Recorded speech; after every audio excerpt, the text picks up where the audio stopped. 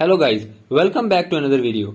In this video I will show you how to fix Call of Duty Cold War crashing problem on your Windows in PC and laptop. So to fix this issue, follow every step as I am showing in this video, and do not forget to subscribe this channel and also press the bell icon for the latest upcoming videos. Hope so this will fix your problem and help you a lot.